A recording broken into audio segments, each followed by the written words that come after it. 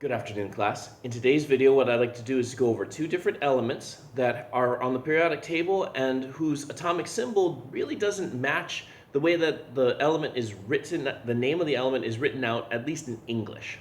So the two elements, and these two elements, by the way, are taken from the ancient world. So ones that have been known for thousands of years, have been used for thousands of years, but don't come to modern chemistry with the names that we have associated them today.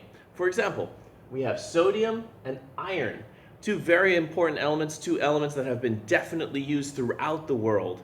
So of course, when we think about the rules from the last video, you might think, oh, okay, so sodium starts with S. It's been used all the time in the natural world. Why don't we call it S? No, we can't, because sulfur was a little bit more popular back then. It was used a whole lot for other medicinal purposes, for forging different swords and different weapons, using to make various types of steel. You would use sulfur for that as well. So sulfur gets the S. How about SO? That would make sense. How about SD?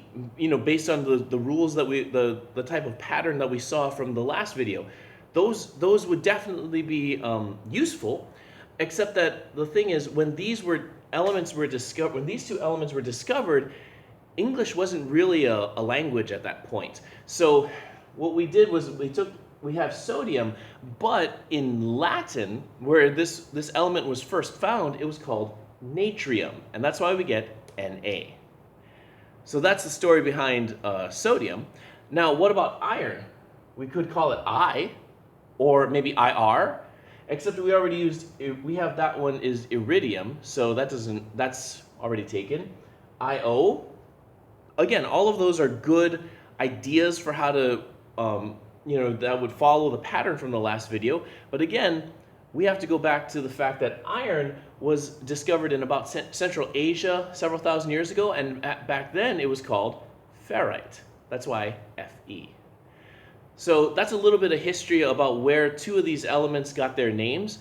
In the next videos, I'm going to try to keep a theme going as we go throughout history and around the world to figure out why certain elements are named the way they are and why they have different atomic symbols than the names, especially as they're written in English.